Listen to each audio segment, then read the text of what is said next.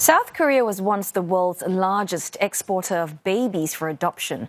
Now, these infants, now grown up, are returning to find their roots. But for many, the search is long and futile. The cases of children being taken away, falsely recorded as orphans and given new identities have come to light. Well, the government is now trying to reform the system. And CNA's senior Korea correspondent, Lim Yun Suk, has this report. These two Korean sisters are meeting face to face for the first time in nearly 40 years. They lived all their lives not knowing they have a sister. 38-year-old Dara Hanan was adopted by an American family in the early 1980s, while her elder sister Ha Ji-won was sent to Belgium around the same time. It was only a few months ago that they were notified about a sister match through a DNA testing company. It's a little overwhelming.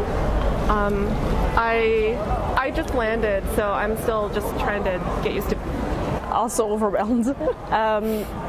It's been a long journey. It's been a couple of months that's been overwhelming and being a lot and being separated. So we're happy that finally we have our piece together.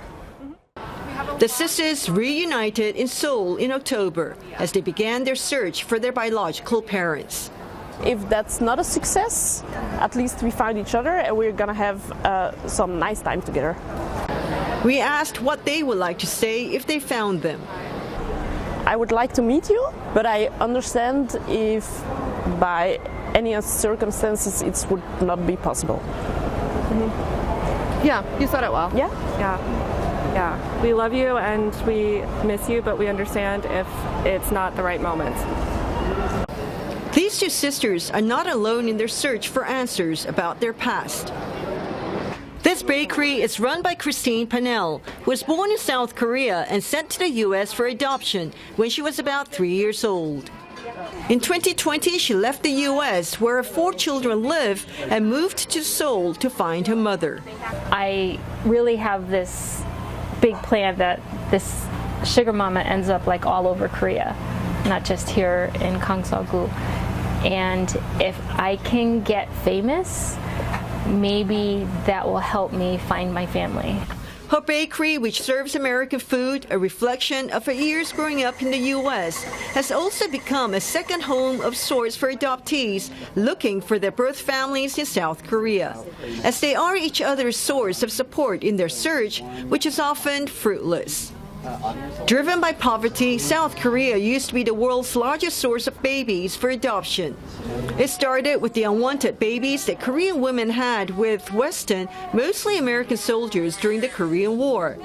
But the practice soon expanded to poor families, orphanages, and unwed mothers, as the business reportedly brought millions of dollars into South Korea. Overseas adoptions peaked in 1985, when nearly 9,000 babies were sent abroad. But the numbers gradually fell as the South Korean government promoted domestic adoption. Last year, among the 229 Korean children adopted, 79 were sent abroad because adoption agencies could not find homes for them here in South Korea. What's that? Lee In-ae, a member of the Gyeonggi Province Assembly, has 3 children. She and her husband adopted their youngest, Sunyu, when he was 5 months old. She hopes more Koreans will warm up to the idea of adoption, which is a taboo subject here. 혈연 중심이 제가 개인적으로 느낄 땐 그게 되게 강하다는 생각이 들어요. 그래서 친족 관계라든지 뭐 이런 것도 되게 중요하게 생각하고 입양에 대해서 되게 뭔가 숨기는 것들이 많고 되게 안 좋게 보는 시선이 많으니까 그걸 드러내기 어려워하는 분들이 계세요.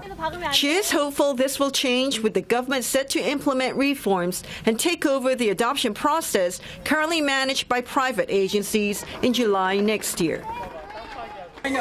But the changes come too late for these adoptees.